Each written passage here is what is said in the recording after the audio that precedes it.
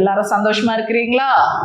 சரி, ஒரு வசனம் இருக்குது, சங்கீதக்காரன் எப்படி சொல்றான் இல்லையா, நம்ம இந்த குரூப் டிஸ்கஷன் நாள் இன்னைக்கு. அதுக்கு முன்னாடி போறதுக்கு முன்னாடி இந்த வசனத்தை சொல்லணும். நொறுங்குண்ட இருதயங்களை கர்த்தர் என்ன பண்றார்? குணமாக்குகிறார். அப்புறம் என்ன பண்ணது? காயங்களை அவர் கட்டுகிறார். He bind up the அந்த wounds. சரியா? அதே மாதிரி he will heal the broken hearted இருக்கு. அப்படின்னா காயப்பட்ட நொறுங்குண்ட இருதயங்களை அவர் என்ன பண்ணுகிறாராம்? குணமாக்குறாராம். காயத்தை உட்காந்து கட்டுறாராங்க. கரங்களை தட்டுறீங்களா? எனக்கு தெரியல எத்தனை பேர் காயங்களோட வந்திருக்கிறீங்கன்னு. யாரோ 2-3 பேர் கர்த்தர் இந்த வசனத்தை சொன்னாரா எனக்கு தெரியல. காலை வேளையில காயங்களோட உட்கார்ந்த உங்களுக்கு காயங்களை கட்டுகிற தேவனா இருக்கிறார். எப்படி சிஸ்டர் லிண்டா அவர் காயங்களை கட்டுகிறார்? ஹாஸ்பிட்டல்ல டாக்டர்ஸ் கட்டுற மாதிரியா? Exactly. Is a Jehovah Rafah. Jehovah Rafah அப்படின்னாலே என்னது? பாஸ்டர் சொன்னார் இல்லையா, எங்க முதல்ல அது எங்க வந்து நடந்தது? எங்க ஜெஹோவா ராஃபா என்று குறிக்கப்பட்டது? யாத்ராகமுல அந்த கசப்பான தண்ணீர் மாறா என்ற கசப்பான தண்ணீர் மதுரமாய் மாறினதுனாலே மோசே என்ன சொல்றார்? ஜெஹோவா ராஃபா குணமாக்குகிறார். Is healing, is turning over. இந்த காலை வேளையில கர்த்தர் அதை தான் சொல்றார், நான் உங்களை குணமாக்குகிறேன், உங்கள் காயங்களை கட்டுகிறேன். ஆமென். பள்ளத்தாக்குல தான் நம்ம இருக்கிறோம், ஆனால் கர்த்தர் உங்களுக்காக ஒரு வெற்றியின் பாதை வைத்திருக்கிறார், ஒரு உயர்வை வைத்திருக்கிறார். பள்ளத்தாக்கை பார்த்து கவலைப்படாதீங்க. பள்ளத்தாக்கு தான் கர்த்தருடைய பிளானிங். இன்னைக்கு காலை வேளையில என்ன தலைப்பு? பள்ளத்தாக்கிலிருந்து வெற்றிக்கு, வேலி டு விக்ட்ரி. அப்படி என்றால் வேலியில கர்த்தர் உங்களை வைத்திருக்கிறார் என்றால் அதுவும் கர்த்தருடைய திட்டம். It's a part of his plan. So கர்த்தர் அவ்வளோ நாள் எப்படி காயங்களை கட்டுகிறார்? நம்ம உடம்புல சிவப்பு வெள்ளை அணுக்கள் இருக்கு, தெரியுமா? Red blood cells, white blood cells கேள்விப்பட்டிருக்கீங்களா? பிளட் டெஸ்ட் எடுக்கும்போது அப்படியா சொல்லுவாங்க தமிழ்ல? சிவப்பு அணுக்கள், வெள்ளை அணுக்கள் சொல்லிக்கலாமா? சரி, இந்த சிவப்பு அணுக்கள் இருக்கு இல்லையா, இந்த ரெட் பிளட் செல்ஸ் வந்து they are large in numbers. அப்படின்னா நிறைய எண்ணிக்கையில் அவங்க ஜாஸ்தி, ஆனால் சைஸ்ல அவங்க குட்டி. ஆனால் ஒயிட் பிளட் செல்ஸ் இருக்குல்ல, வெள்ளை அணுக்கள், அவங்க வந்து சைஸில் பெருசு, ஆனால் எண்ணிக்கையில் கம்மி. they are large in size but small in quantity. நான் இப்போ என்னோட இந்த ரைட் ஃபிங்கரில் இந்த முதல் ஃபிங்கரை கட் ஆயிடுச்சுன்னு வைங்க. நான் சமைக்கும் போது நிறைய கட் பண்ணுவேன். அதாவது பீன்ஸை கட் பண்ணுறேனோ இல்லையா, வெண்டைக்காவை பண்ணுறேனோ இல்லையா, விரல் எப்படியாவது கட் பண்ணும். என்னோட போர் தழும்புகளெல்லாம் பார்த்தீங்கன்னா உங்களுக்கு தெரியும். சரியா? சில நேரம் ஜொல்லிக்கும். இங்கே பார்த்தீங்களா? அதாவது இப்போ அந்த பேன்லேயே அப்படி வைக்கிறது, ஏன்னா சும்மா இருக்குது இல்லை, அதை உடனே துடைக்கணும். இது எங்கள் அம்மா சொல்லி கொடுத்த ஒரு நல்ல, அதை சமைக்கும் போதே விளக்கி வச்சுடு. என்னது அந்த சிங்க்ல, அப்போ முடிச்சுது. எங்கள் அம்மா பாருங்க, அதை சுத்தமானதை 20 வாட்டி சுத்தம் பண்ணுறது தான் எங்கள் அம்மா. கிச்சன் ஏற்கனவே சுத்தம், ஆனால் அது எங்கள் அம்மா 20 வாட்டி துடைப்பாங்க. அப்படிப்பட்ட அம்மா கிட்ட வந்து வளர்ந்தனால சில தழும்புகள் இருக்குது. எங்கள் அம்மாவுக்கும் இருக்குது, தாய்க்கேத்த பிள்ளையனா. சரியா? இப்போது இதை வெட்டிட்டேன்னு வைங்களேன், உடனே என்ன ஆகும் தெரியுமா? இந்த வெள்ளை அணுக்கள் என்ன பண்ணுவாங்க தெரியுமா? அவங்களோட கேம்ப்ல இருந்து வெளியே வந்துடுவாங்க. சரியா? ஒரே ஓட்டம். அவங்க தான் உங்களுக்கு சயின்ஸாக சொல்லி கொடுக்க முடியாதுன்னு தமாஷா சொல்லி தரேன். இவங்க ஒரு கேம்ப் மாதிரி வச்சிருக்காங்க வெள்ளை அணுக்கள் உடம்புல. அவங்க என்ன பண்ணுவாங்க? சோல்ஜர்ஸ். அவங்க தான் கட்ட கட்ட கட்ட கட்ட கட்டன்னு ஓடி என்ன பண்ணுவாங்க? கொஞ்சம் ஆட்கள் தான் கடகட, ஆனால் பெருசு பெருசாக இருக்குங்க. ஏன்னா சோல்ஜர்ஸ் இல்லை, அதுங்க வந்து அந்த இடத்துக்கு போய் இருந்து என்ன பண்ண ஆரம்பிச்சிருங்களாம்? அந்த இடத்த கிளீன் பண்ண ஆரம்பிச்சிருங்களாம். சரியா? அதில் இருக்கிற இன்ஃபெக்ஷனு, அதில் இருக்கிற ஜெர்ம்ஸ் எல்லாம் உள்ளே வராதபடி அவங்க என்ன பண்ணுவாங்க? க்ளோஸ் பண்ணி க்ளீன் பண்ண ஆரம்பிச்சு, அதில் பாருங்களேன் சில வெள்ளை அணுக்கள் என்ன பண்ணுமா? ஒயிட் பிளட் செல்ஸ் இதை செய்யும் போதே செத்துடும். they will die for your recovery. நீங்கள் குணமாகணும்னு அது செத்துடுது. செத்துட்டு ஒரு இமெயில் அனுப்புது. யாருக்கு இமெயில் அனுப்புதுன்னா சிவப்பு அணுக்களுக்கு, ரெட் பிளட் செல்ஸ்க்கு. அது என்ன பண்ணுதான்? இமெயில் பண்ணி வந்துடு, நான் சாவ போகிறேன், இவங்க வந்தது.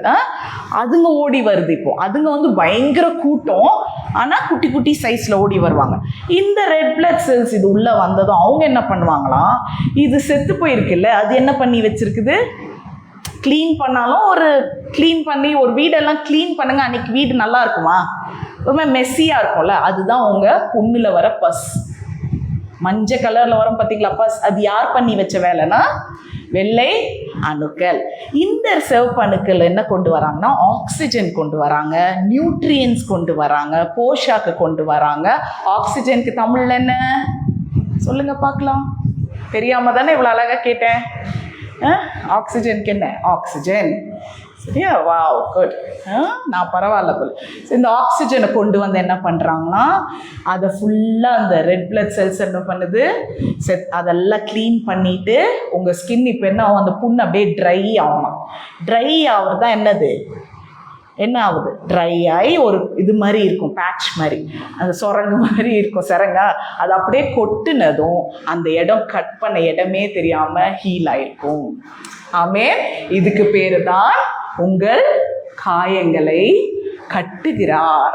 அந்த இடம் அறுத்த மாதிரியே தெரியாது. ஒரு நாள் எனக்கு இங்கே பயங்கரமான ப்ளீடிங் நிற்கல, ஏதாவது தெரியுது அறுத்த மாதிரி. இவங்க 2 பேரும் வேலை செஞ்சுருக்காங்களா இல்லையா? செஞ்சுருக்காங்கல்ல.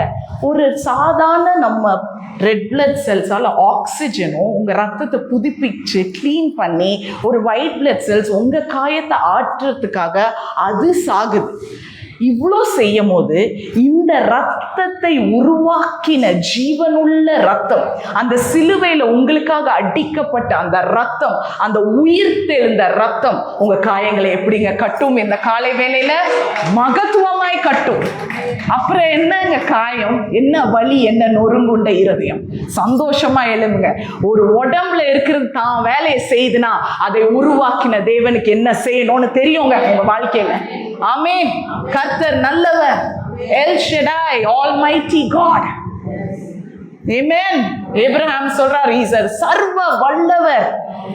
ஆதியாம் 17 நினைக்கிறேன், அவர் சர்வ வல்லவர். ஈசன் எல் ஷடாய். அவரால் ஆகாத காரியம் ஒன்றும் இல்லை. உனக்காக நியமித்ததை அவர் செய்து முடிப்பார். என் தேவன் திட்டம் போடுகிற தேவன், திட்டத்தை நிறைவேற்றுவார். அவர் alpha and omega. Is an alpha and omega God. தொடங்கினவரும் முடிக்கிறவருமாய் இருக்கிறார். இன்னைக்கு உங்க காயங்களை அவர் கட்டுவார். நொறுங்குண்ட இருதயமே களி கூர்ந்து எழும். கர்த்தர் பெரிய காரியங்களை செய்வார். எழுந்து சாட்சி சொல், போய் சுவிசேஷத்தை சொல். என் தேவன் ஜீவன் உள்ள தேவன். இந்த வார்த்தையில ஜீவன் இருக்குது, இந்த வார்த்தையில ஆவி இருக்கிறது. This is active and alive. Hebrew 4:12. அவர் அலைவா இருக்கு. இந்த வார்த்தை ஒன்னுலயும் ஜீவன் இருக்குது. ரத்தம் புதுப்பித்து கொண்டு இருக்குது, ஊறிக்கொண்டு இருக்கிறது உங்களுக்குள்ள. ஆமென். இதை போய் ஜனங்களுக்கு சொல்லுங்க, சுவிசேஷத்தை பரவுங்க, எல்லாருக்கும் கொண்டு வாங்க. அவங்கள வந்து பாருங்க, வார்த்தையை கேட்டு பாருங்க என்று நீங்கள் தான் உற்சாகப்படுத்த வேண்டும். ஆமென். ஆனா நான் இதுக்கு மைய வசனம் என்ன எடுத்தேன்னா, எசேக்கியேல் 37 கிட்டத்தட்ட இதோட சேர்ந்தது தான். நான் இப்போ உங்களுக்கு ஒரு எடுத்துக்காட்டு சொன்னேன்ல, அதுதான் இதுல சேர்ந்த ஒரு வசனம். எசேக்கியேல் 37 எல்லாருக்குமே உங்களுக்கு தெரியும். எசேக்கியேல் எங்க விடப்படுகிறார்? ஒரு பள்ளத்தாக்குல. என்ன மாதிரி பள்ளத்தாக்குங்க அது? உலர்ந்த எலும்புகள். அதுல 37:1-3 தான் நான் உங்களுக்கு சொல்லியிருந்தேன். சரி, அங்கங்க நம்ம பார்த்தோம்னா உங்க குரூப் டிஸ்கஷனுக்கு இன்னைக்கு ஹெல்ப்ஃபுல்லா இருக்கும். இன்னைக்கு நீங்க குரூப் டிஸ்கஷன் பண்ணிட்டு போய் நீங்க வந்து ஞானம் உள்ளவர்களா வீட்டுக்கு போகணும்னு என்னோட ஒரே ஆசை. என்னை விட ஆவியானவர் உங்களுக்கு அந்த ஞானத்தை கொடுப்பார். பட் என்னோட ஆசை என்னன்னா, இன்னைக்கு குரூப் டிஸ்கஷன்ல நீங்க தேர்ந்தெடுக்கப்பட்ட கூட்டம். Amen. You are a selected gathering. Amen. You are a predestined gathering. வராதவர்களை சொல்லுங்க, நீங்க இழந்துட்டே இருக்கிறீங்க, நீங்க இழந்துட்டே இருக்கீங்க, வார்த்தையை இழந்துட்டே இருக்கீங்க. சொல்லுங்க, வராதவங்களை பார்த்து என்ன சொல்வீங்க? ஞாயிற்றுக்கிழமை வார்த்தையை இழந்துட்டே இருக்கீங்க. நான் கட்டப்படுறேன், கர்த்தர் வருகிற நாட்கள் சமீபமா இருக்கு, நான் கட்டப்படுகிறேன், மற்றவங்களையும் கட்டுறேன். என் காயத்தையும் அவர் கட்டுறாரு, அதனால நான் மற்றவங்க காயத்தையும் என்னால கட்ட முடியுதுங்க. என்னோட மனசு பரந்த மனசாகுது. I have a open heart. எனக்கு கர்த்தருடைய வார்த்தையில ஆர்வம் இருக்குது. போன வாரம் சொன்னேன் இல்லையா, எனக்கு தாழ்மையை கர்த்தர் கற்றுக் கொடுக்குறாரு. இதெல்லாம் எதுல சொன்னேன்? எப்படி நீங்க பைபிளை ஹேண்டில் பண்ணோம். பெரியா சபை அதை செய்தது. அப்போ அந்த சோப் மெத்தடு நான் சொல்லும் போது மட்டும் அங்கே வந்து என்ன ஆயிருக்குது, மைக் ஏதோ ஆகி என் வாய்ஸ் கேட்காம இருந்திருக்கு. நீங்கள் நம்ப மாட்டீங்க எத்தனை பேர் என்கிட்ட நீங்கள் என்ன பேசுனீங்கன்னு எழுதுனாங்க தெரியுமா. அதனால தான் இதெல்லாம் சார்ஜில் போடுங்கன்னு நான் சொல்கிறது. என்னன்னு தெரியல, இதுலேருந்து கேட்கும்னு நினச்சேன், சுத்தமாக போயிடுச்சு. பட் இன்னைக்கு நீங்கள் அந்த சோப் மெத்தடை தான் என்ன பண்ண போகிறீங்க, டிஸ்கஸ் பண்ண போகிறீங்க. என்ன சோப்? ராணி அக்கா, ராணி சோப்பா? இல்லை, என்ன சோப் ஞாபகம் இருக்கா? சோப்புனோடனே லக்ஸ் சோப், ராணி சோப், வேற என்ன சோப் பார்த்தீங்களா? அதில் போயிட்டே இருக்கு இப்போ. சரியா? Scripture, observation, application, prayer. ரொம்ப சிம்பிள். சொல்லுங்க. ஸ்கிரிப்சர் என்றால் தேவனுடைய வார்த்தை. அப்சர்வேஷன் என்றால் கவனிக்க வேண்டிய ஒரு விஷயம். சரியா? நீ உற்று நோக்கணும் ஒரு விஷயத்த. இந்த ஃபேனை ரொம்ப உற்று நோக்கிட்டே இருந்தீங்கன்னா அது எந்த கம்பெனின்னு கண்டுபிடிச்சிருவீங்க, எந்த கலர்னு கண்டுபிடிப்பீங்க, எத்தனை பட்டன் இருக்கு, ஸ்விட்ச் இருக்குன்னு கண்டுபிடிப்பீங்க, எல்லாமே டீட்டெயில் கண்டுபிடிப்பீங்க. இதே எப்பவுமே இந்த ஓரத்துல ஒரு டேபிள் ஃபேன் இருக்கும்னு சொல்றவங்க வேற, உற்று நோக்கி அதோட டீட்டெயிலை கண்டுபிடிக்கிறதுக்கு பேர் தான் என்னது? அப்சர்வேஷன். இப்போ புரியுதா? அப்படிதான் வேதத்தை வாசிக்க வேண்டும். சரியா? So scripture, observation and application ரொம்ப முக்கியங்க. நம்மளுக்கு நாலேஜ் இருக்கும், வசனத்தோட அறிவு இன்னைக்கு எல்லாருக்கும் இருக்கிறது. யாருக்கு இல்லை வேதத்தோட அறிவு?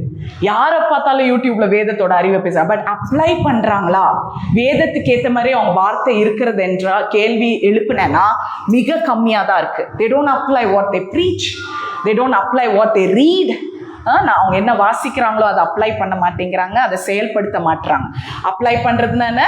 செயல்படுத்துது. வார்த்தை, உற்று நோக்கு, செயல்படு, ஜெபம். பிரேயர் என்றால் என்ன?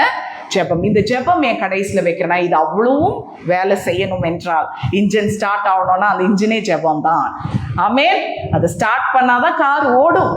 இன்னைக்கு அது இங்கே இருக்க வேண்டும். இன்னைக்கு அதை தான் நீங்க டிஸ்கஸ் பண்ண போறீங்க. இப்ப தெளிவா இருக்கா? குரூப்ஸ்ல இருக்க போறவங்களுக்கு எனக்கு ரெண்டு பேர் குரூப்ல இருந்தா கூட நான் ரொம்ப மனரம்யமா எனக்கு வீட்டுக்கு போக போறேன். சரியா? நீங்க ஞானமா போய் ஆத்மாக்களை கொண்டு வருவீங்க என்று விசுவாசிக்கிறேன். இது உங்களுக்கு ஊழியக்காரர்களாய் கர்த்தர் தேர்ந்தெடுத்து இந்த வார்த்தையை கொடுக்கிறார். 37 என்ன சொல்றார் என்றால், கர்த்தர் என்ன பண்ணியிருக்காரு? எசேக்கியேல ஒரு அந்த பள்ளத்தாக்குல விட்டு கொண்டு போய் எப்படி விட்டுருக்கிறார் பாருங்க. கர்த்தருடைய கை என் மேல் அமர்ந்து, கர்த்தர் என்னை ஆவிக்குள்ளாக்கி வெளியே கொண்டு போய் எலும்புகள் நிறைந்த பள்ளத்தாக்கில் நடுவிலே நிறுத்தினார். கர்த்தருடைய கை என்ன பண்ணிருக்கு? என்மேல் அமர்ந்து. அப்ப கர்த்தர் கையோடு பிடிச்சிட்டு என்ன பண்ணியிருக்கிறாரு? போய் அங்க விட்டுருக்கிறாரு. விட்டது மட்டும் இல்லை, இதெல்லாம் தரிசனம். சரியா? என்னை அவைகளின் அருகே சுற்றி நடக்க பண்ணினார். கர்த்தர் கரம் வந்துட்டாலே என்ன சொல்லுவீங்கங்க? கர்த்தர் கரம் என் மேல பட்டுதுன்னா சிஸ்டர் இன்னைக்கு எனக்கு deliverance in the name of Jesus, because God கையெல்லாம் தட்டுறீங்க. கர்த்தருடைய கரம் மேல கர்த்தர் எங்க நடக்க பண்ணார் தெரியுமா? உலர்ந்த எலும்புகள் பள்ளத்தாக்குல. இது நியாயமா சிஸ்டர்? அவரோட கரம் இறங்குனா நாங்க எங்க இருக்கணும்? கண்மலையில இருக்க வேணாமா? எசேக்கியேல் மேல கர்த்தருடைய கரம் அமர்ந்து உலர்ந்த எலும்புகள் பள்ளத்தாக்குல நடக்க வேற பண்ணியிருக்கிறார். இப்ப நீங்க கர்த்தரை கேள்வி கேட்கணும், ஏன் ஆண்டவரே உங்க கரத்துல வல்லமை இருக்குன்னு சொல்றீங்க? கைத்தட்ட முடியாதுல்ல இதுக்கு? நடக்க பண்ணினது மட்டும் இல்லை, எனக்கு அப்படிதான் இருந்தது. இதோ பள்ளத்தாக்கின் வெட்ட வெளியிலே அந்த எலும்புகள் மகா திரளாய் கிடந்து. எங்க 1-2 எலும்பு கூடுகள் இருந்தா பரவாயில்ல. நான் என் சயின்ஸ் லேப்ல ஒன்று நிக்க வச்சிருப்பாங்க, அதை பார்த்துட்டே 8th 7th ஸ்டாண்டர்ட்லாம் நான் என்ன பண்ண ப்ராக்டிக்கல், ஐயோ எலும்பு கூட என்ன பார்த்தா தான் பயப்படும். அந்த மாதிரி இருந்திருக்கிறேன் வாழ்க்கையில நான். பட் இருந்தாலும் என்ன சொல்றேன், அதை பார்த்து நாங்க இது திரளான எலும்புங்க, கல்லு அங்க இருக்குது. அவைகள் மிகவும் உலர்ந்ததுமாய் இருந்தது. 3வது, அவர் என்னை நோக்கி, மனுபுத்திரனே, இந்த எலும்புகள் உயிரடையுமா என்று என்ன கேட்டாரு. இது எப்படிப்பட்ட வேலை பாருங்களேன். நம்ம பெரிய ஞானவான் கர்த்தர் நம்ம கேட்கிறாரு. இப்போ உன்னோட சிச்சுவேஷன், நீ வேலையில இருக்கிறமா, இன்னைக்கு காலையில உன் சூழ்நிலை எப்படி இருக்கு? பள்ளத்தாக்குல இருக்கிற, சொந்த இடம் இல்லை, இன்னும் வாடகை கொடுத்துக்கிட்டு இருக்கிறோம், இன்னும் மாச சம்பளம் எப்போ வரும்னு காத்துக்கிட்டு இருக்கிற உலர்ந்த எலும்புகளை கர்த்தர் நீங்க என்ன பண்றீங்க? கர்த்தர்கிட்ட அதோட சொந்த இடத்தை கொடுங்க, எனக்கு ஒரு பெரிய திரளான சபையை கொடுங்க ராஜா அப்படின்னு கேட்கும் போது கர்த்தர் கேட்கிறாரு நம்ம கிட்ட, அப்படியே ரிவர்ஸ் பண்ணி கேட்கிறார்.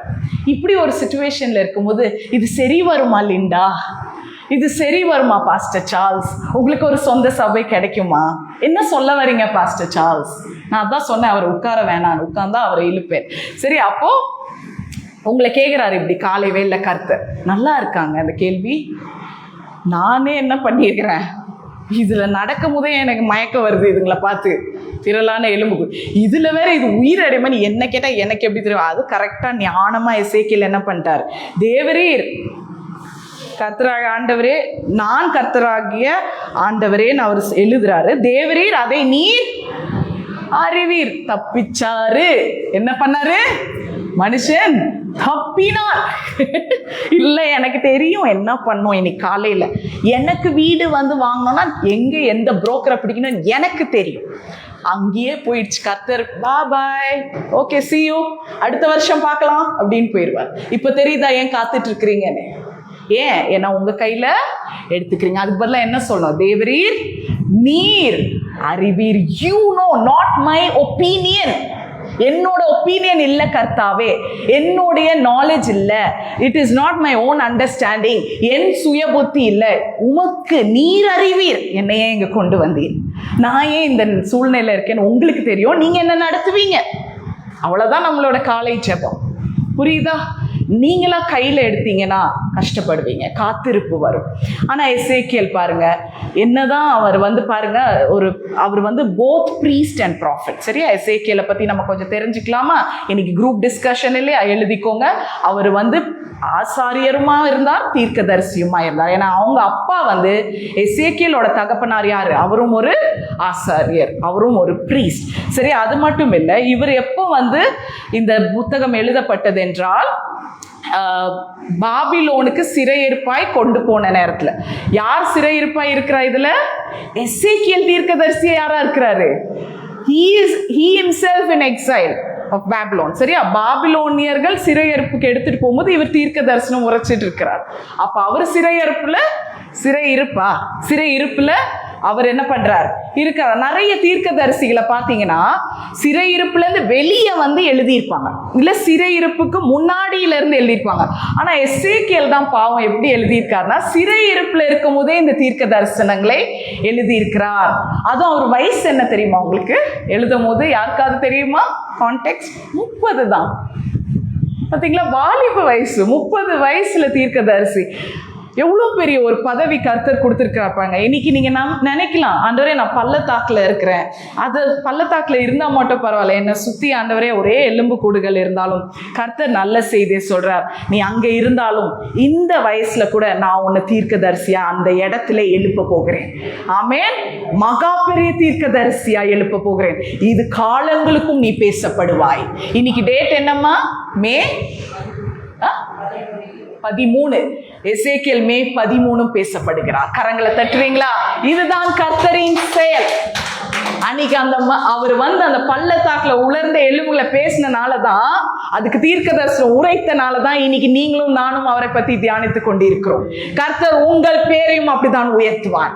அவர் உயர்த்துகிற தேவன், வெற்றி சிறக்க பண்ணுகிற தேவன், கண்மலையில உங்களை நிக்க வைக்கிற தேவன். கலங்கவே வேண்டாம், திகையாதே, நான் உன் தேவன், நான் உன் கருத்தை பிடிச்சு நடத்துவேன் என்று கர்த்தர் சொல்லுகிறார். நீ பள்ளத்தாக்குல இருந்தால் நான் உன்னை நடத்தி தான் நான் மேல கூட்டிட்டு போவேன். பட் எதுக்கு பள்ளத்தாக்குல இருக்க நீ இன்னைக்கு தெரிஞ்சுக்க போறீங்க, அவ்வளவுதான். சரியா? அது தெரிஞ்சுட்டு குரூப் டிஸ்கஷன் பண்றீங்க, உங்களுக்கே எப்படி ப்ராப்ளம் சால்விங்னா என்னன்னு தெரிய வரும். சரியா? இதெல்லாம் கரெக்டா இருக்குதா? ப்ராப்ளம் சால்விங்னா என்ன? ஒரு பிரச்சனையை எப்படி தீர்க்கிறது. இன்னைக்கு நீங்களே என்ன பண்ண போறீங்க? வருகிற நாட்கள்ல உங்க குடும்பத்துல ஏதாவது ஒரு பிரச்சனைனா பிள்ளைங்களை உட்கார வச்சு என்னம்மா ஆச்சு, என்ன ஆச்சுன்னு கேட்டு அவங்களுக்கு, இல்ல ஹஸ்பண்ட் இருந்தா அவங்க உயிரை எடுத்து பண்ணாம, இன்னைக்கு புத்தி உள்ள ஸ்திரீகளை நீங்க என்ன பண்ண போறீங்க? You are going to be a problem solver. ஆமென். இனிமேல் we don't need anything. கர்த்தர் இருந்த போதும் உங்களுக்கு ஞானத்தை தருகிறார். விதமான ஞானத்தை தருகிறாராம் அவர் கேட்டால். ஆமென். கொஞ்சம் கூட கண்டிக்காம ஞானத்தை தராராம், ஆசையா தராராம். யார்கிட்டனா போய் இது என்னன்னு கேளுங்க, இது கூட தெரியல, அறிவு இல்லைன்னு வானுங்க மனுஷனுங்க. நம் கர்த்தர் அப்படி கிடையாது. உனக்கு ஒண்ணுமே தெரியலனாலும் ஆசையா சொல்லி கொடுக்கிற தேவன். கரங்களை தட்டுங்க அவருக்கு. அவர் நல்லவருங்க. அவரை பத்தி சொல்லிட்டு இருந்தா சொல்லிக்கிட்டே இருக்கலாம், நல்லவருங்க. அவர் குணாதிசயங்களை சொன்னா புல் அரிக்கும் இல்லையா நமக்கு, அவ்வளோ நல்லவர். ஸோ இந்த மாதிரி அவர் பாருங்க 30 வயசுல தீர்க்க தரிசனம் சொல்லி, எனக்கு எசேக்கியேல் கிட்ட பிடிச்சது என்னன்னா அவருடைய பரிசுத்தம். அவர் ஆவிக்குரிய விஷயத்துல எவ்வளவு பலப்பட்டிருக்கார். ஏன்னா இந்த புத்தகத்துல தான் 130 தடவை கர்த்தர் இதை சொன்னாருன்னு இருக்கும். கர்த்தர் சொன்னார் ஒரு வார்த்தை விடாம என்ன பண்ணியிருக்கிறாரு எசேக்கியேல் எழுதியிருக்கார். நான் சொன்னேன், நான் இங்க இருந்தேன், நான் பண்ணேன்னு இல்லாம எப்படி எழுதியிருக்காரு? 130 தடவை கர்த்தர் சொன்னார். அப்புறம் அது மட்டும் இல்ல, 60 வாட்டி என்ன சொல்லி இருக்கிறார் என்றால், நானே தேவன், இது நானே தேவன். I am the Lord. I am the Lord. Thus says the Lord 130 times. I am the Lord 60 times. புரியுதா? ஸோ அப்படிப்பட்ட ஒரு வல்லமையான புத்தகம் தான் எசேக்கியேல். என்னோட ஏற்கனவே பாஸ்டர் சொல்லியிருக்காங்க, இங்கே எசேக்கியேல் புத்தகத்தை நீங்கள் வாசிக்க, நான் சொல்கிறது பாஸ்டர் எமிலி சொல்லியிருக்காங்க. நீங்களும் என்ன பண்ணணும், நான் உற்சாகப்படுத்துகிறேன், எசேக்கியேல் புத்தகத்தை நீங்கள் முடிக்கணும். அதில் பல வெளிப்பாடுகள் இருக்கிறது, பல அந்த கீழ்ப்படிதலே ரொம்ப நல்லா இருக்கும். அந்த ஒபீடியன்ஸ் ப்ராசஸில் எசேக்கியேலோடது அந்த 30 வயசில் இருக்கிறவங்களுக்கு அவ்வளோ இருக்கணுமா அப்படின்னு நான் கேட்கும் போது நிஜமாவே அவர் பாருங்கள் எவ்வளோ கீழ்ப்படிஞ்சிருக்கிறார்ல. எசேக்கியேலோனே வயசான தாத்தான்னு தானே நினச்சோம் இவ்வளோ நாள். ஒரு தாத்தா, நம்ம பைபிளில் எல்லா கேரக்டரும் நமக்கு தாத்தா, நம்ம தாத்தா மாதிரி நம்ம தாத்தாவோட சேர்த்துருது இல்லைங்க. சிலவங்க வாலிபர்கள், தானியேல் வாலிபன், தாவீது வாலிபன், யோசேப்பு வாலிபன். கர்த்தர் வாலிபனுக்கு பெரிய பெரிய எழுப்புதலை வைத்திருந்தார், திட்டங்களை வைத்திருந்தார், நோக்கங்களை வைத்திருந்தார். He had a colorful life for them. ஆமென். வாலிபர்களே நம்புறீங்களா? கர்த்தர் உங்களுக்கு கலர்ஃபுல் லைஃப் வச்சிருக்கிறாரு, வல்லமையுள்ள ஒரு வாழ்க்கையை வச்சிருக்கார், நோக்கமுள்ள வாழ்க்கையை வைத்திருக்கிறார் என்பதை விசுவாசிக்க வேண்டும். அப்படிப்பட்ட இவர் தான் இன்னைக்கு என்ன நடக்க பண்ணினாருன்னு சொன்னார் பார்த்தீங்களா? அவர் கர்த்தருடைய கரம் வந்ததும் என்னவா நடக்க பண்ணினாராம். அதுக்கப்புறம் அதை என்னன்னு வேற என்ன பண்ண சொன்னாராம், இது உயிரடையுமான்னு ஒரு கேள்வியும் கேட்டிருக்கிறார். இதை நான் ஒரு 3 பாயிண்ட்குள்ள சுருக்க போறேன். அந்த 3 பாயிண்ட்டை தான் நீங்க 3 குரூப்பா பிரிஞ்சு என்ன பண்ண போறீங்க, இன்னைக்கு டிஸ்கஸ் பண்ண போறீங்க. புரிஞ்சுதா? அதுல முதல் பாயிண்ட் என்னன்னா, கர்த்தர் வந்து கேட்கிறாரு, இது உயிர் அடையுமா? Will it become alive? இதுக்கு ஜீவன் வருமா, வாய்ப்பு இருக்குதா என்றால், முதல் பாயிண்ட் இன்னைக்கு நம்ம என்ன பண்ண போறோம், நம்ம இந்த ட்ரை போன்ஸ் ஐடென்டிஃபை பண்ண போறோம். இந்த காலை வேளை we are going to identify the dry bones. அப்படி என்றால் இந்த எலும்புகளை அடையாளம் காண போகிறோம். நம்ம வாழ்க்கையில என்னெல்லாம் உலர்ந்த எலும்புகள் இருக்கிறது என்றதை இந்த காலை வேளை என்ன பண்ண போறீங்க, அடையாளம் காண போறீங்க, கண்டுபிடிக்க போறீங்க. சரியா? ரொம்ப சிம்பிளா தமிழ்ல சொல்லனா, identifying the dry bones first பாயிண்ட்னா, இந்த உலர்ந்த எலும்புகளை இன்னைக்கு காலை வேளையில என்ன பண்ண போறீங்க, கண்டுபிடிக்க போறீங்க. இதை கண்டுபிடிக்கிறதுக்கு முதல்ல என்ன தேவை என்றால், நீங்க இப்போ எழுத வேணாம், சரியா? நீங்க லைவ்ல வீட்டில் போய் எழுதுங்க. குரூப் டிஸ்கஷனுக்கு நீங்க என்ன பார்த்தா தான் சில மெசேஜ் புரியும், அப்பதான் ஆவியானவர் உங்களோட பேசுவார், வெளிப்படுத்துவார். இது லைவ்ல வரும், நீங்க வீட்டில் போய் இதை எழுதுங்க. குரூப் டிஸ்கஷன்ல நான் உங்களோட தானே இருப்பேன், நான் உங்களுக்கு ஏதாவது டவுட்னா சொல்றேன். ஸோ நீங்க வந்து கண்டுபிடிக்கணும், என் வாழ்க்கையில் என்ன ஆண்டவரே dry bones, how will I identify? எப்படி கண்டுபிடிப்பேன்? நான் முதல்ல கர்த்தருடைய சித்தத்துக்கு விட்டுடணும். அவரோட உங்க ஒப்பீனியனை வைக்கக்கூடாது. அது எங்க வந்தது? 3வது வசனத்துல, நான் நீர் அறிவீர் ஆண்டவரே, எனக்கு இதை பத்தி தெரியாது. அப்பனா இதுல நான் என்னுடைய கரம் இருக்காது, உங்களோட கரம் வேணும். ஸோ உங்களோட ஒப்பீனியன் என்ன பண்ணக்கூடாது, அங்கே இருக்கக்கூடாது. இதுதான் முதல் பாயிண்ட். 2வது என்னன்னா, இந்த 37வது அதிகாரத்தை நீங்க நல்லா புரிஞ்சுக்கணும்னா உங்களுக்கு 36வது அதிகாரத்தை பத்தி தெரியணும். இதை தான் நான் போன வியாழக்கிழமை உங்களுக்கு பிரகடன வசனமா நான் கொடுத்தேன். ஏன்னா போன வியாழக்கிழமை தான் நான் இந்த வசனத்தை வாசிச்சேன். அதுல 36ல சில வசனங்களை உங்களுக்கு கொடுத்தேன். அதுல 11, 24, 28 நான் வாசிக்கிறேன், டக்குன்னு வாசிக்கிறேன். 11 வந்து, உங்கள் மேல் மனுஷரையும் மிருக ஜீவன்களும் பெருகி பழுகும்படி வர்த்திக்க பண்ணுவேன். பூர்வ நாட்களில் நீங்கள் இருந்த நிலைமையில் நான் உங்களை ஸ்தாபித்து உங்கள் முந்தின சீரை பார்க்கிலும் உங்களுக்கு நற்சீர் உண்டாக செய்வேன். அதனால் நான் கர்த்தர் என்று அறிந்து கொள்வீர்கள். எப்படி பண்ண போறார் கர்த்தர்? நீங்க முந்தி இருந்ததை காட்டிலும் கர்த்தர் வருங்காலத்துல உங்களை சீரும் சிறப்புமாய் வைக்க அவர் ஆயத்தமாய் இருக்கிறார். ஆமேன், ஆமேன் சொல்லுங்க. உங்களுக்காக தான். புரியுதா? நல்லா இருக்குல்ல இதெல்லாம் கேட்கும் போது. அப்புறம் 24 பாருங்க. நான் உங்களை புறஜாதிகளிடத்திலிருந்து அழைத்து உங்களை சகல தேசங்களிலும் இருந்து சேர்த்து உங்கள் சுய தேசத்திற்கு உங்களை கொண்டு வருவேன். ஆமேன் சொல்லுங்க. கர்த்தர் பெரிய காரியங்களை செய்ய போறார். எப்படி? தேசங்களுக்கு. Internationally God is going to do greater things. ஆமென். வெறும் உள்நாட்டு விஷயம் இல்ல, இன்டர்நேஷனலா இங்க கொண்டு வருவார். எப்படி கொண்டு வருவார்? இன்டர்நேஷனல் பிசினஸ் இந்த ஊழியத்துக்குள்ள இறங்கும்.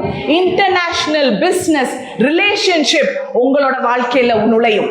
ஆமென். கரங்களை தட்டி receive in the name of Jesus. இதை நான் தீர்க்கதரிசனமா உரைக்கலனா எசேக்கியேலை பத்தி பேசி என்ன பிரயோஜனம்? International relationship, international link, international business எங்க வரும்? நம்ம வாழ்க்கையில வரப்போகிறது. கர்த்தர் அதை வர பண்ணுவார். 28 பாருங்க. உங்கள் பிதாக்களுக்கு நான் கொடுத்த தேசத்திலே நீங்கள் குடியிருப்பீர்கள். ஆமென். நீங்கள் என் ஜனமாய் இருப்பீர்கள், நான் உங்கள் தேவனாய் இருப்பேன். அது போதும் அப்பா. ஆமென். அவர் என் தேவனாய் இருப்பார். பிதாக்களை வைத்த என்னது? பிதாக்களுக்கு நான் கொடுத்த தேசத்திலே நீங்கள் குடியிருப்பீர்கள். உங்க பிதாக்கள்லாம் பயங்கரமான ஆளுங்க, பிரபலமானவர்கள், ஆசீர்வதிக்கப்பட்டவர், கர்த்தரால் அழைக்கப்பட்ட தேசத்துல கர்த்தர் உங்களை குடியிருக்க பண்ணுவார். ஆமென். அப்ப அதுக்கு முதல்ல கர்த்தர் சொல்லுகிறார், நீ என்ன பண்ண வேணும்? இந்த ட்ரை போன்ஸ் அடையாளம் பண்றதுக்கு உள்ளதான் இது வருது. முதல்ல கர்த்தருடைய சொந்த புத்தியில, நம்ம சொந்த புத்தியில கேட்காம கர்த்தருடைய சித்தத்துக்கு விட்டுட்டு, ரெண்டாவது என்ன பண்ணும்? இது ஏன் நான் பள்ளத்தாக்குல நிக்கிறேன்? இந்த 36ல இவ்வளோ சந்தோஷமான வசனங்கள் வருதா? இவ்வளோ சொல்லிட்டு நீ அது முழுக்க முழுக்க வாசிச்சாலே கர்த்தர் ஆசீர்வாதம் தான் வச்சிருக்காரு. அதுல நான் 3 உங்களுக்கு சொல்றேன். இவ்வளோ சொல்லிட்டு அவர் எங்க நிக்க வச்சுட்டாரு? பள்ளத்தாக்குல. ஆண்டவரே, எனக்கு நீங்க முன்ன காட்டிலும் நான் நல்லா இருப்பேன்னு சொல்றீங்க, இன்டர்நேஷனல் லிங்க் கொடுப்பேன்றீங்க, என் பிதாக்கள் இருக்கிற தேசத்துல குடியிருக்க வைப்பேன்றீங்க, இப்போ என்னை எங்க நிக்க வச்சிருக்கிறீங்க? அதுவும் உங்க கரத்தை பிடித்து என்னை எங்க நிக்க வச்சிருக்கீங்க? பள்ளத்தாக்குல. ஆனால் நான் சொல்றேன், கர்த்தர் வாக்குரைத்தவர் உண்மை உள்ளவர். அதை நம்புறீங்க இல்லையா? அப்படி என்றால் அவர் வாக்கு சொல்லிட்டார்னா அதை செஞ்சு முடிப்பார். அது நிறைவேறாம திரும்பாத. அதை நம்புறீங்களா இல்லையா? அதை விசுவாசிக்கிறீங்களா இல்லையா? ஜனமே, அவர் சொன்னதை நிறைவேற்றுகிறாரா? அப்படி என்றால் பள்ளத்தாக்குல நிக்கிறது கர்த்தருடைய திட்டம். கரங்களை தட்டுங்க. Amen. It is a plan and purpose of God. So பள்ளத்தாக்கு என்பது உங்களுக்கு பலவீனம் இல்லை, அதுதான் உங்கள் பலனாய் மாற போகிறது. அதுக்கு உங்களுக்கு சுகவீனம் இல்லை, அதுதான் உங்கள் சுகமாய் மாற போகிறது. அங்க கசப்பு இல்லை, கர்த்தர் அதை தான் மதுரமாய் மாற்ற போகிறார். ஆமென். அங்க அழுகை இல்லை, அங்கதான் களிப்பாய் மாற்ற போகிறார். அங்க தாழ்வு இல்லை, கர்த்தர் அங்க இருந்தால் உங்களை உயர்த்த போகிறார். ஆமென். So that is the plan of God. எப்படி இந்த plan of God work பண்றது தான் இன்னைக்கு குரூப் டிஸ்கஷன். நம்ம ஸ்ட்ராட்டஜிக்கா, நம்ம கர்த்தர் ஸ்ட்ராட்டஜிக்னா, உங்களை புத்தி உள்ள ஸ்திரீன்னு ஒரு தரிசனத்தை கொடுத்து இங்க ஒரு கூட்டத்தை நடத்துறோம்னா, உங்களுக்கு ஸ்ட்ராட்டஜியும் புத்தியும் சொல்லி கொடுக்காம இருப்பாரு ஆவியானவர். ஆமென். அதை தான் சொல்லி கொடுத்துட்டு இருக்கிறான். யோசிப்பாங்க, நான் 12th ஸ்டாண்டர்டே போல என்னெல்லாம் நான் வெளிப்பாடு வருகிறது என்பு. கர்த்தர் உங்களை உயர்த்துவார், அந்த நிலைமையில வைப்பார். இதுக்கு படிப்பு தேவையில்லை, கர்த்தருடைய வெளிப்பாடு தேவை. ஆமென். கர்த்தரோட பேசணும், கர்த்தர் உங்களோட பேசணும். அதான் சொல்றேன், நான் உங்க தேவனாவும் நீங்க என் ஜனமாவும் இருங்கன்றார். ஆமென். நீங்க சொல்லலாம், பழுகி பெருகும்படி சொல்றீங்க, ஆனா நான் இருக்கிற தேசத்தின் பேர் என்ன? ஸ்ரீலங்கா. மேப்லே குட்டியா தானே ஜீசஸ் தெரியுது. கிறிஸ்துவே மேப்ல என்ன பண்ணுது? வேர்ல்ட் மேப்ல தூண்டா இருக்கிறோம் நாங்க. ரெட் பிளட் செல்ஸை விட அப்படி தெரியும், குட்டியா தெரியும். எங்களை போய் நீங்க என்ன பண்ணுங்க? பழுக சொல்றீங்க, பெருக சொல்றீங்க, எல்லைகளை விரிவாக்க சொல்றீங்க. இருக்க எக்கானமியை நாங்கள் இப்போதான் என்ன பண்ணிட்டு வரோம்? மற்ற நாடுகளுக்கு ஈக்குவலாக எக்கானமியை இப்போதான் நாங்கள் கஷ்டப்பட்டு ஏற்றிக்கிட்டு வரோம். ஆண்டவரே, இப்போ போய் எங்களை எப்படி நீங்கள் சொல்கிறீங்கன்னா? அப்புறம் அது மட்டும் இல்லை, நம்ம போடுற ஓட்டம் பாருங்க. இந்தியாவும் சரி, முந்தியெல்லாம் எலெக்ஷனுக்கு ஓட்டு எதுக்கு போடுவீங்க? நல்ல ஒரு அதிகாரம், முந்திய காட்டிலும் ஆட்சியை காட்டிலும் இப்போ வர ஆட்சி நல்லா இருக்கணும்னு பண்றோம். நம்ம இப்போ என்ன மைண்ட் செட்ல போய் ஓட்டு போடுறோம் தெரியுமா? முந்தி கேவலமா இருந்ததோட இவன் கொஞ்சம் பெட்டரா கேவலமா இருந்தா பரவாயில்ல. இப்போ காம்பிடென்ட் எதுக்கு இருக்குன்னா வேர்ஸ்க்கு தான் இருக்கும் ஒழிய பெஸ்ட்டுக்கு இல்லை. we don't elect leaders for best, we elect leaders because they are very worse. அதனால என்ன பண்றது? ஐயோ, இவ இப்படி மோசமா இருக்கிறதுக்குள்ள இதுக்கு என்ன பண்ணி போட்டு விட்டுடலாம் தான் இப்போ எலெக்ஷன் நடக்குது. புரியுதா? எங்க நாடும் இப்படி தானே சிஸ்டர் இருக்கு. நான் என்ன பண்ண? இந்த நேரத்துல போய் பழுகி பெருங்க. கர்த்தர் இன்டர்நேஷனல் லிங்க் கொண்டு வருவாரு, இலங்கை ஹார்பருக்குள்ள கர்த்தர் அந்த லிங்கை கொண்டு வருவார்னா எப்படி சிஸ்டர் கேட்டீங்கன்னா, பாக்ஸிங் பார்த்துருக்கிறீங்களா? பாக்ஸிங் பார்க்கும்போது அவனை கீழே தள்ளிடுவாங்க, சரி? அப்புறம் ஒரு கவுண்ட் டவுன் கொடுப்பாங்க, 3, 1, 2, 3க்குள்ளே எழும்பிட்டானா அவன் திருப்பி விளையாடலாம். 1, 2, 3 தாண்டி 10 வரைக்கும் எண்ணி எழும்பலன்னா அவனை எங்கே கூட்டிகிட்டு போனோம்? ஆம்புலன்ஸ் கூப்பிட்டு ஏமாஸ்க்கு தான் கூட்டிகிட்டு போனேன். என்ன இப்படி பார்க்குறீங்க? 10 வரைக்கும் எழும்பலன்னா ஆள் என்ன அது கொலாப்ஸ்டு. கூட்டிகிட்டு போனோம். என் நிலைமையும் அப்படி தான் ஆண்டவரே இருக்குது. I am actually waiting for யாராவது என்னை வந்து கூப்பிட்டு தாங்கி என்னை புண்ணெல்லாம் ஆற்றணும்னு நினைக்க. என்ன போய் நீங்கள் என்ன சொல்கிறீங்க? பழுகி பெருகணும்னா எசேக்கியேலுக்கு கொடுத்த அதே தீர்க்க தரிசன அழைப்பை கர்த்தர் இந்த காலை வேளை உங்கள் மேலே வைக்கிறார். அவருடைய கரம் உங்கள் மேலே வருகிறது. அவனுக்கு 30 வயசுல கொடுத்தார் என்றால் உங்களுக்கு கொடுக்காம இருப்பாரா? நீங்கள் அதை காட்டிலும் 30 தாண்டி இங்கே நிறைய பேர் இருக்கிறீங்க. உன் வயசுக்கேற்ற பலனை கர்த்தர் தருகிறார். உன் நாட்களுக்கு ஏற்ற பலனை தருகிறார். அப்படி என்றால் நான் 43னா எனக்கு அதுக்கு ஏற்ற பலனை தான் கர்த்தர் தருவார், குறைச்சு தர மாட்டார். புரியுதாங்க? அப்போ உங்க வயசை பாருங்க. அப்போ 80 வயசு இருக்கவங்களா இன்னும் எங்களோட பலசாலி. எவ்வளோ யோசிச்சு பாருங்க கர்த்தருடைய வெளிப்பாடுகள். ஆழமாய் பாருங்க. இன்னைக்கு கர்த்தர் அதை செய்வா. வாக்குரைத்த தேவன் உண்மை உள்ளர் அவர் செய்யற. அப்படி என்றால் இந்த காரியங்கள் எல்லாம் நடக்கணும்னா நீங்க என்ன பண்ண போறீங்க? இன்னைக்கு உங்க வாழ்க்கையில இருக்கிற ஊழியத்துல, உங்க வாழ்க்கையிலும் சரி, இந்த ஊழியத்துல, டெபோரா ஊழியத்திலையும் ஹார்வெஸ்டர்ஸ் ஊழியத்திலையும் உங்க வாழ்க்கையில சேர்த்து என்ன ட்ரை போன்ஸ்ன்றதை கண்டுபிடிக்க போறீங்க. எந்த உலர்ந்த எலும்புகள் அதுல இருக்கு, அதை நம்ம இன்னைக்கு உயிர்ப்பித்து எழுப்ப போகிறோம். கர்த்தருக்கு நன்றி சொல்லுங்க. வருமானத்திலையா ஃபினான்ஷியலி லோவா இருக்கா, கதவுகள் அடைக்கப்பட்டிருக்கா, இதுதான் என் உலர்ந்த எலும்புகள் தான். கர்த்தர் அந்த இடத்தை தான் உயிர்ப்பிக்க போகிறார். எப்படி உயிர்ப்பிக்க போகிறார்? 2வது பாயிண்ட், கர்த்தர் என்ன பண்றார்? உங்களை வந்து போன்ஸ் ஐடென்டிஃபை பண்ண மட்டும் விரும்பல, பண்ண மட்டும் சொல்லல. அவர் என்ன சொல்றாருன்னா என்கவுண்டரிங் த வேலி. அப்படின்னா பள்ளத்தாக்குல போய் நீ என்ன பண்ண வேண்டும்? சந்திக்க வேண்டும். நீ பள்ளத்தாக்க மீட் பண்ணணும். நீ பள்ளத்தாக்குல போய் என்ன பண்ணணும்? நிக்கணும். நான் உனக்கு ஒன்று செய்யறதுக்கு முன்னாடி நீ என்ன பண்ணும்? என் பிளான்ல செகண்ட் பிளான் என்ன? உன்னை பள்ளத்தாக்குல கொண்டு வந்தது மட்டும் இல்ல, உன்னை ட்ரை போன்ஸை நான் கண்டுபிடிக்க மட்டும் சொல்லலை. உன் வாழ்க்கையில என்னன்னு இப்போ என்ன பண்ண போற? அதுல நீ நிக்க போற, அதுல நீ கொஞ்ச நேரம் இருக்க போற. இது ரொம்ப பயமா இருக்கும். என்ன இது பள்ளத்தாக்கே எப்படி? இப்போ என்ன நேரம் அந்த இடத்துல இப்போ என்ன பண்ண சொல்றீங்க ஆண்டவரே? என்கவுண்டர் பண்ண சொல்றீங்க. இங்க பாருங்க, ஏன் என்கவுண்டர் பண்ண சொல்றேன்னா, நம்ம வந்து ஒரு கேதரிங் ஆஃப் டிஃபீட்டா இருக்கக்கூடாதுங்க. அப்படி என்றால் ஒரு தோல்வியின் கூட்டமா நம்ம இங்க உட்காரக்கூடாது. இனிமே எத்தனை பேர் விசுவாசிக்கிறீங்க, நம்புறீங்க? இனி நான் இது தோல்வியின் கூட்டம் அல்ல, இது வெற்றியின் கூட்டம். பாருங்க, நிறைய பேர் சர்ச்சுக்கு வராங்க, சண்டே ஆனா நிரம்பி இருக்கு, கம்யூனியன் ஆனா நிரம்பி இருக்கு. அந்த கூட்டத்தினால நீங்க அவங்க வெற்றியின் கூட்டம் நினைக்கிறீங்களா? இந்த எலும்புகளும் இப்படிதான் இருந்தது, திரளான எலும்புகளா தான் இருந்தது. ஆனா அதுக்கு உயிர் இருந்ததா? ஜீவன் இருந்ததா? ஆவி இருந்ததா? மாம்சம், சரீரம் ஒண்ணுமே இல்லை, எலும்பு தான். இன்னைக்கு திரளான கூட்டத்தையும் திரளான சபையும் பார்த்து அது பயங்கரமா ஆவிக்குரியதுன்னு நினைக்காதீங்க. கர்த்தர் கொஞ்சத்திலும் பெரிய காரியங்களை செய்கிறவர். ஆமென். கொஞ்சம் கூட்டத்தை தனக்கென்று தேர்ந்தெடுத்து அவர் பெரிய சேனையை எழுப்புறத்தக்கதான வல்லமை கர்த்தர் கிட்ட இருக்கிறது. இன்னைக்கு we should not be a gathering of defeat. கும்பலோட சேர்ந்து நாங்க நிறைய கும்பல் இருக்கோம், ஆனா நீங்க தோல்வியின் கூட்டம் கிடையாது.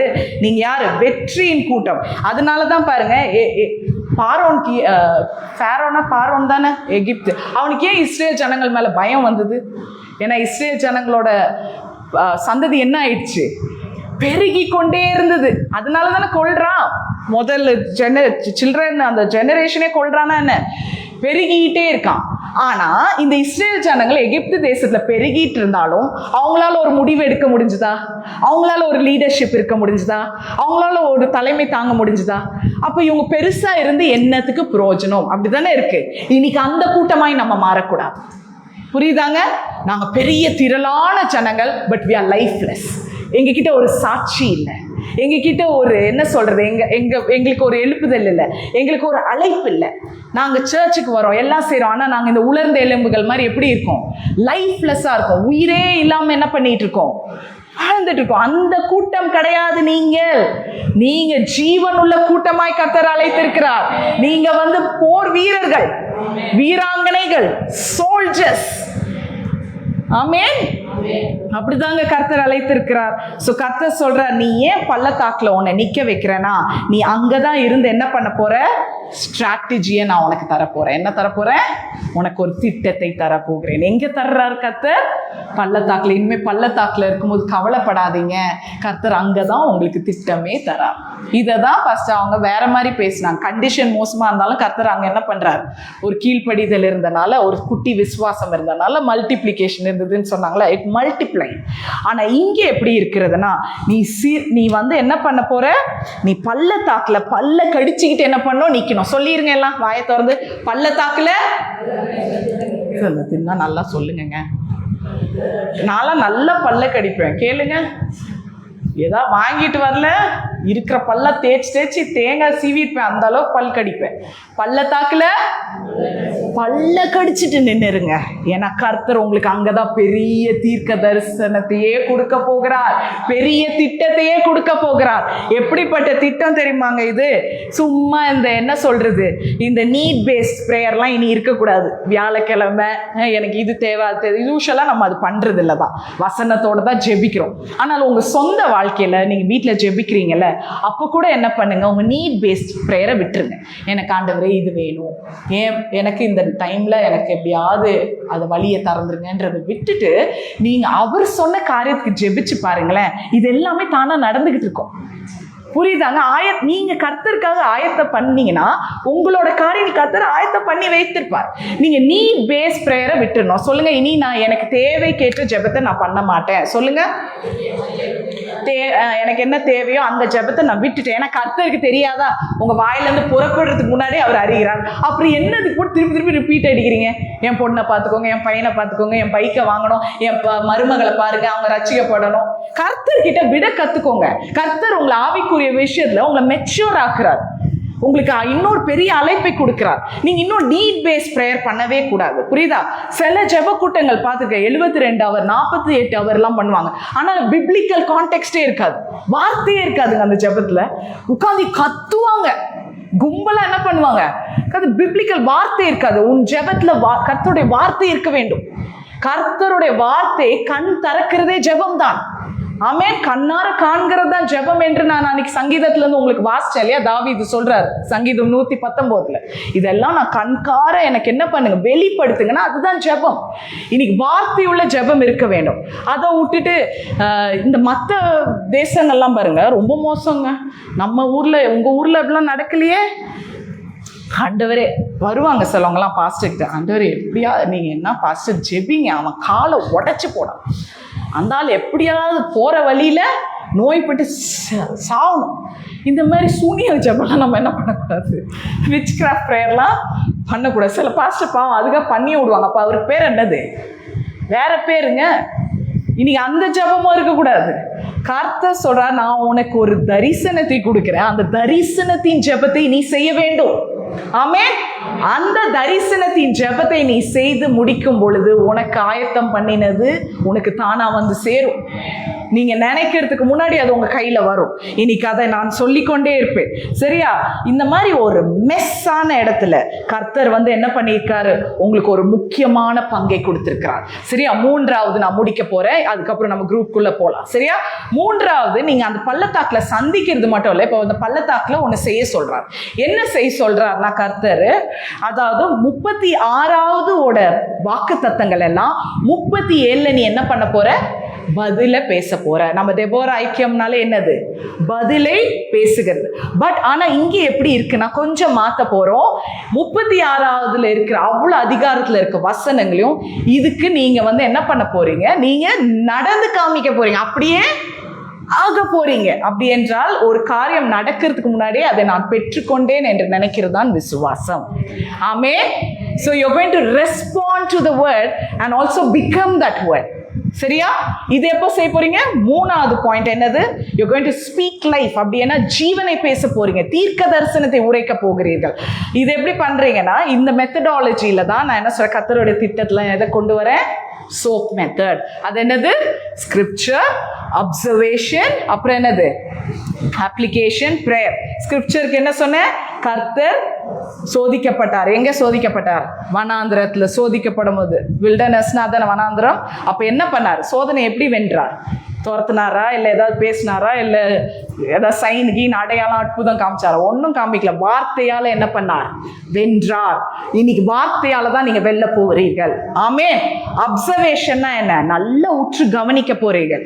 அன்னைக்கு அந்த எத்தியோப்பியன் வந்து ஏசாயா புத்தகத்தை அவன் வாசிச்சுக்கிட்டே இருக்கான். ஆனா பிலிப் வந்து அதை விவரித்து ஏசாயா யார் என்பதையும், ஏசாயா யாரோட மகன், அவன் எதுக்காக தீர்க்க தரிசனம் சொன்னார், அந்த புத்தகத்துல இருந்தா மேசையா வரப்போகிறார் என்பதை எல்லாம் யாருக்கு சொல்லி கொடுத்தான்?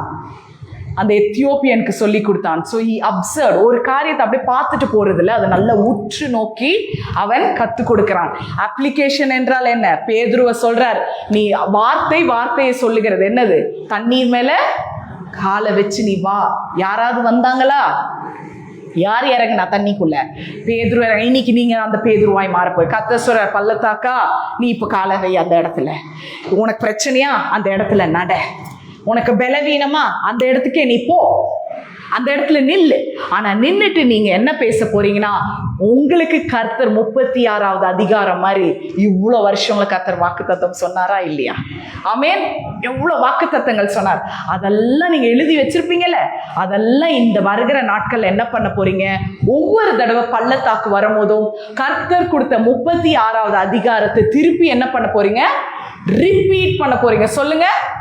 நீங்க ரிப்பீட் பண்ண 37:9 நான் வாசிக்க போறேன். அதுல 37:9க்கு முன்னாடி 4 டக்குன்னு வாசிச்சேன். நீ எலும்புகளை குறித்து தீர்க்க தரிசனம் உரைத்து அவைகளை பார்த்து சொல்ல வேண்டியது என்னவென்றால், கர்த்தர் சொல்றாரு, உலர்ந்த எலும்புகளே கர்த்தருடைய வார்த்தையை கேளுங்கள். ஃபர்ஸ்ட் கர்த்தர் என்ன சொல்றாரு?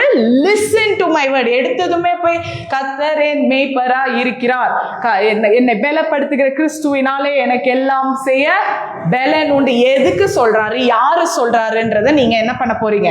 நல்லா கேட்க போறீங்க இனி வர நாட்கள்ல. அதுக்கப்புறம் என்ன சொல்றாரு கர்த்தராகிய ஆண்டவர்? இந்த எலும்புகளை நோக்கி, இதோ நான் உங்களுக்கு ஆவியை பிரவேசிக்க பண்ணுவேன், அப்பொழுது உயிர் அடைவீர்கள். நான் உங்கள் மேல் நரம்புகளை சேர்த்து உங்கள் மேல் மாம்சத்தை உண்டாக்கி உங்கள் தோளினால் மூடி உங்கள் ஆவியை கட்டளையிடுவேன். அதெல்லாம் விட முக்கியம் 9வது வசனம் தான். சரி, அப்பொழுது அவர் என்னை பார்த்து, நீ ஆவியை நோக்கி தீர்க்க தரிசனம் உரை. ஏன்னா அதுங்க சொல்லிச்சான், அந்த அவர் தீர்க்க தரிசனம் ஃபர்ஸ்ட் இது பண்ணும் போது என்ன ஆயிடுச்சான்? ஒவ்வொரு நரம்போட சேர ஆரம்பிச்சுதான். ஒவ்வொரு எலும்புகளும் என்ன பண்ணிச்சான்? எலும்புகளோட சேர ஆரம்பிச்சுதான். ஆனா 8வது வசனத்துல எசேக்கியேல் ஆண்டவரை பார்த்து சொல்ற, ஆண்டவர் எல்லாம் ஒன்னா சேருது, ஆனா அதுங்களுக்கு என்ன இல்லை? இன்னும் ஆவி இல்லை. அப்போதான் கர்த்தர் 9வது வசனத்தை சொல்றார். இப்போ என்ன நீ பண்ணணும்னா, நீ ஆவியை நோக்கி தீர்க்க தரிசனம் முறை. இங்க பாருங்க, எல்லாருக்கும் எல்லாரும் ரட்சிக்கப்பட்டுட்டோம் இல்லையா? எல்லாரும் ஆவியில நிரம்புறீங்களா இல்லையா? ஆனா பாருங்களேன், ஆவியில நிரம்பி கூட நீங்க ஜீவனா இருக்கிறீங்கன்னு சொல்ல முடியாது. எப்போ ஜீவன் அடைவீங்க என்றால், உங்கள் வாழ்க்கையில உங்க ஆவிக்குள்ள நீங்க தீர்க்க தரிசனத்தை உரைக்க வேண்டும். அப்போதான் அது எழும்ப முடியும். இல்லை நான் குதிச்சுட்டேன், நான் சர்ச்சில் பயங்கர உற்சாகத்தில் பண்ணிட்டேன், இல்லை வீட்டில் நசுங்கி போன பலூன் மாதிரி இருப்போம் பாருங்க, அப்போ தான் தெரியும் நீங்கள் ஆவியில் நிறைஞ்சிங்க. ஆனால் அந்த ஆவிக்குள்ளே என்ன இல்லை? தீர்க்க தரிசன வார்த்தை இல்லை. இதுக்கு தான் ஒரு சிம்பிள் எக்ஸாம்பிள். இந்த மெத்தடை கர்த்தர் எப்படி சொல்லி கொடுக்குறாரு என்றால், நீ ரிப்பீட் பண்ண போற, ப்ரீத் பண்ண போற, அதுக்கப்புறம் என்ன பண்ண சொல்லுங்க? ரிப்பீட் பண்ண போறீங்க, ப்ரீத் பண்ண போறீங்க. அதுக்கப்புறம் பாருங்க, ஆவியை நோக்கி கர்த்தராகிய ஆண்டவரை உரைக்கிறது என்னவென்றால், ஆவியே நீ காற்று திசை 4லும் இருந்து வந்து கொலையுண்ட இவர்கள் உயிரடையும்படிக்கு இவர்கள் மேல் ஊது என்று சொன்னார். ஊது சொல்லுங்க. அதுக்காக போய் இன்னைக்கு எல்லாரும் மூஞ்சிலையும் ஊதிட்டு இருக்காதீங்க. உங்க பிள்ளைங்க அவ்வளவுதான் மம்மி போய் ப்ரஷ் பண்ணிட்டு வாங்க ஏதாவது சொல்ல போறாங்க, சரியா? ஊதுனோடனே என்ன பண்றது? லிட்ரலா ஊது. ஆனா நான் பாருங்களேன், இவ்வளோ நான் பேசிட்டு இருக்கும் போது உங்களை அவ்வளோ அழகா நான் தூங்க வச்சிருக்கேன் 2-3 பேரை.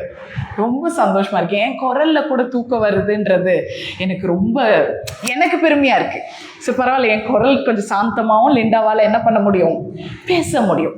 சரி, இங்க பாருங்க, இப்போ என்ன சொன்னேன்? ரிப்பீட், பிரீத், அப்புறம் என்ன பண்ண போறீங்க? ஊதுறது எப்படி நடக்கும்னா, கர்த்தருடைய சத்தமும் உங்களுடைய சத்தமும் என்ன பண்ண போகுது?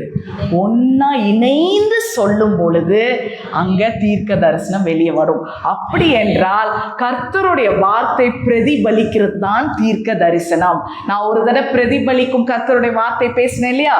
அந்த பிரதிபலிக்கிற கர்த்தரின் வார்த்தை தான் தீர்க்க தரிசனம்.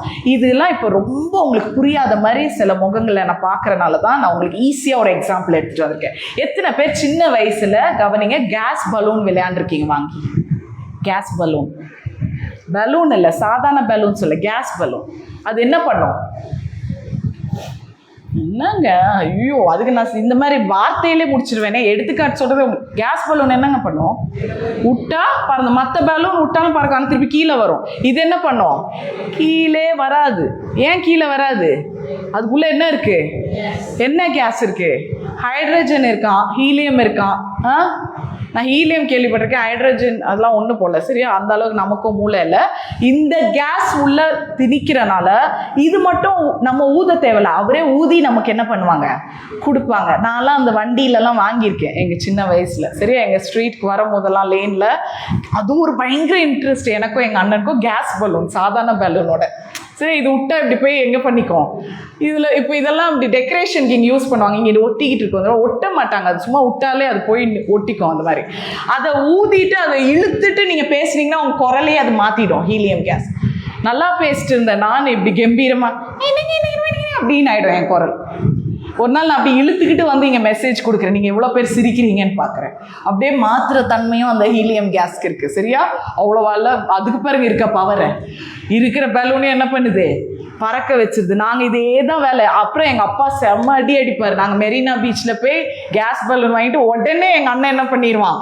தொலைச்சிட்டு அந்த முழிப்பான். செம்ம திட்டு வாங்குவாங்க. சரியா? நானும் சேர்ந்து வாங்குவேன். ஏன்னா என்ன, வாங்கி கொடுத்த அடுத்த நிமிஷமே பீச்சில் விட்டாச்சு. மெரினா பீச்சில் போய் தேட முடியுமா? இருக்குது, செகண்ட் லார்ஜஸ்ட் பீச்சில் போய் தேட முடியுமாங்க? அப்படி விட்டுருது. நாங்கள் கையில் காசை கொடுத்துவாங்க. அதில் ஒரு அப்படி இன்ட்ரெஸ்ட்.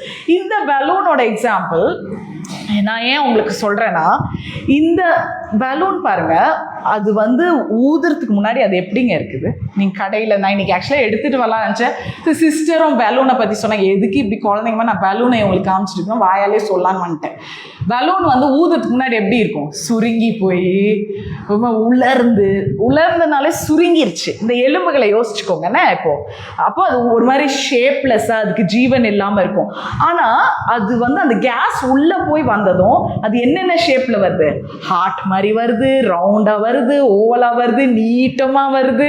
என்னென்னோ நோக்கம் இருக்குல்ல அந்த பலூனுக்குள்ள. என்னென்னோ அப்புறம் ஒரே கலர்லையா வருது, கலராக வருது. ஆனால் இது ஊதுறதுக்கு முன்னாடி எப்படி தான் இருக்கு? உலர்ந்து போய் அது சுருங்கி போயிருக்கு. சுருங்கினதுக்கு போய் நீங்கள் சொல்ல முடியுமா? உனக்குள்ள ஒரு நல்ல வண்ணம் இருக்கு, நல்ல நோக்கம் இருக்கு, நீ ஒரு ஹார்ட் ஷேப், நீ ஒரு நல்ல ரவுண்டு ஷேப்புன்னு சொல்ல முடியுமா? இல்லை. எப்போ சொல்லுவீங்க? அந்த கேஸ் உள்ள போகும்போது தான் நீங்க சொல்வீங்க. இன்னைக்கு எவ்வளோக்கு எவ்வளோ ஆண்டவருடைய வார்த்தையை ரிப்பீட் பண்றீங்களோ அது என்ன பண்ணும்? அது ஆவியாய் மாறும். கர்த்தருடைய வார்த்தை எப்படி மாறும்? அது ஆவியாய் மாற என்ன பண்ணும்? அந்த சுருங்கி போனதுக்குள்ள அந்த காத்து உள்ள போயிட்டே இருக்கும். உன் வாழ்க்கையில எங்கெல்லாம் சுருங்கி உலர்ந்து போயிருக்கோ, கர்த்தருடைய ஆவி அங்க இறங்கி கர்த்தர் எந்த நோக்கத்துக்காக, எந்த வண்ணத்துக்காக உன்னை படைத்தாரோ, எந்த ஷேப்புக்காக படைத்தாரோ, எந்த நோக்கத்துல உன்னை உயர்த்தணும்னு படைத்தாரோ, அது உயர எழும்புங்க. இந்த பலூன்ல ஒரு விசேஷித்த விஷயம் என்னன்னா, இது பாருங்க, அது வந்து இப்போ வந்து ஷேப் வந்துருச்சு, வண்ணம் வந்துருச்சு, எக்ஸ்பேண்ட் ஆயிடுச்சு. ஆனா அதை வச்சுக்கிட்டே என்ன பண்ணுவீங்க? ஒரே இடத்துல நானும் எங்கள் அண்ணனும் தொலைக்க கூடாதுன்னு இப்படியே கட்டி வச்சிருந்தோம்னா வாழ்நாள் ஃபுல்லாக அது என்ன பண்ணும்?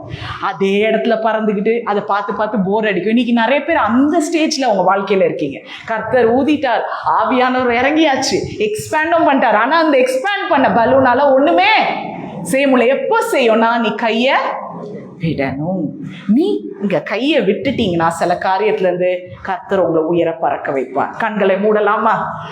நம்ம கண்களை மூடிட்டு தான் குரூப் டிஸ்கஷன் போறோம். இது ஒரு சிறிய செய்தியா இருந்தாலும் உங்களுக்கு நான் என்ன வலியுறுத்துகிறேன் என்றால், நீங்க இந்த காலை வேளையில கர்த்தருடைய வார்த்தையை சொல்ல அறிக்கை செய்ய ரிப்பீட் காட்ஸ் வேர்ட். எப்படிங்க? இப்போ என்ன சொல்றது, ஒரு சிம்பிள் வாசனை நம்ம எடுத்துக்கலாம். எனக்கு இதுதான் பிடிக்கும். என்னது? கர்த்தருக்குள் மனமகிழ்ச்சியா இருப்பது என்னுடைய பலன். Okay, the joy of the Lord is my strength. ஒரு வாட்டி இல்லை, சொல்லிக்கிட்டே இருங்களேன். the joy of the Lord. ரொம்ப சோர்ந்து அடைந்துட்டீங்கன்னு வைங்க, இருதயம் நொறுங்குப்பட்டது, சுருங்கின பலூன் மாதிரி இருக்குல்ல, அந்த பலூனோட நோக்கம் தெரியணும்னா, the joy of the Lord is my strength, the joy of the Lord is my strength, the joy of of the Lord is my ஸ்ட்ரென்த்னா இப்போ என்ன பண்ணும்? ஆவியானவர் அதில் செயல்பட ஆரம்பிப்பார். அவர் செயல்பட்டதும் அது என்ன பண்ணும்? அது விருத்தி ஆகும், அது எக்ஸ்பேண்ட் ஆகுங்க. அந்த பலூன் அப்படியே எக்ஸ்பேண்ட் ஆகும். பார்த்துருக்கீங்களா? ரப்பர் அந்த மாதிரி உங்க வாழ்க்கையில் எதெல்லாம் சுருங்கி இருக்கோ கர்த்தர் அதை எக்ஸ்பேண்ட் பண்ணுவார். எக்ஸ்பேண்ட் பண்றது மட்டும் இல்ல, இந்த காரியத்தை கர்த்தர் உயர பறக்க வைப்பார். நீ எது தோல்வி அடைந்தது என்று நினைத்தாயோ இந்த காலை வேளையில, எது பறக்காது, இனி இது டெட், இதுக்கு ஹோப்பே இல்லை, இனி இந்த தேசத்துல எழுப்புதல் இருக்காது என்று நினைக்கிற நீங்கள், கர்த்தர் இந்த தேசத்துல தான் மகத்துவமான எழுப்புதலை கொண்டு வர போகிறார். எல்லா கரங்களை தட்டி கர்த்தருக்கு நன்றி சொல்லுங்க. அவர் சொன்ன வார்த்தை ஒருபோதும் வீணாய் போகாது. இலங்கை தேசத்துல ஒரு எழுப்புதல் வரும். இந்த தேசத்தின் மூலமா கர்த்தர் இந்த உலகத்தை கலக்க பண்ணுவார். உங்களை வைத்து அன்னைக்கு பவுலை பார்த்து சொன்னாங்க, கலக்க பண்ணுகிறவங்க இவங்க they'll shake the world. இன்னைக்கு நீங்க தாங்க அந்த ஷேக் த வேர்ல்டுக்குரிய முக்கியமான பங்குல இருக்கீங்க. பள்ளத்தாக்கை குறித்து பயப்படவே வேண்டாம், கலங்கவே வேண்டாம். பரலோக பிதாவே, இந்த வார்த்தை ஆண்டவரே நீர் எங்களுக்கு தந்ததுக்காக நன்றி ராஜா. ஆண்டவரே நீர் ஜீவனுள்ளவர். ஆண்டவரே அன்னைக்கு லாசரு அப்படிதான் மரித்து போனான். இனி அவனுக்கு நோக்கம் இல்லை, எதுவுமே இல்லை. 4 நாள் பிந்திருச்சப்பா. அந்த பலூனுக்கு ஏற்ற மாதிரி அதுக்கு ஒரு வாழ்க்கை இல்லை, நாரி போன வாழ்க்கை. ஆனால் ஆண்டவரே நீ ஜீவனை ஊதினீர். ஆண்டவரே வார்த்தையை அறிக்கையிட்டீர், நானே உயிர் தெழுந்தும் ஜீவன் உள்ள தேவனாய் இருக்கிறேன், லாசருவே வெளியே வா என்று நீ சொன்னீர். ஆண்டவரே ஜீவன் பெற்று வந்தான். ஆண்டவரே அவன் உயிர் தெழுந்தான். இன்னைக்கு அந்த உயிர் தெழுந்த வல்லமை இங்க இருக்கிற ஒவ்வொரு மேல இறங்குவதாக ராஜா. பார்க்கிற அனைவர் மேல இறங்குவதாக. ஆண்டவரே பலவீனப்பட்டவர்கள் மேல இறங்குவதை, நாங்க உயிர் தெழுந்த தேவனை ஆராதிக்கிறனால நாங்க உயிரோடு எழுப்புறது மட்டும் இல்ல, நாங்க உயர பரப்போம் ராஜா. இந்த வார்த்தையை பலப்படுத்தி எங்களுக்கு நீ தந்ததுக்காக சோதனை, எங்களை இதயத்தை பலப்படுத்தினதுக்காக நன்றி. ஆண்டவரே எல்லா துதிகான மகிமும் ஒருவருக்கே செலுத்துவோம், இயேசுவின் நாமத்தில் பிதாவே, ஆமேன் ஆமேன். சரி, உங்களை நான் 12க்கு விட்டுடுறேன், சரியா? 12 o'clock நீங்கள் வீட்டுக்கு போகலாம். ஜஸ்ட் 3 பேராக பிரிஞ்சிருங்க பார்க்கலாம். ஆனால் எத்தனை பேர் நீங்கள் இருக்க போகிறீங்க இதில் தெரியல. ஒரு குரூப்பில் எத்தனை பேர் இருக்க போகிறீங்கன்னு தெரியல. திவ்யாவும் இருப்பீங்க தானே? ஆஃப் பண்ணிட்டீங்களாம்மா? சரியா? இப்போ ஒரு குரூப்பாக நீங்கள் என்ன பண்ண போகிறீங்க? உங்களை பிரிச்சுக்க போகிறீங்க. அங்கே இருக்கிறவங்களும் நீங்களும் ஜாயின் பண்ணலாம், வந்துருங்க. ஆராதனை முடிஞ்சிருச்சு இல்லையா? ஸோ நீங்கள் 3 குரூப்பாக பிரிக்க போகிறோம், சரியா? 2 வருமா? 4 வருமா? 3 இருங்க, எனக்கு கம்மியாக இருக்கு இல்லையா? என் ஃபோனை கொஞ்சம் கொடுங்கம்மா. என்னம்மா பண்ணுறீங்க? ஆஃப் பண்ண மாட்டேன்.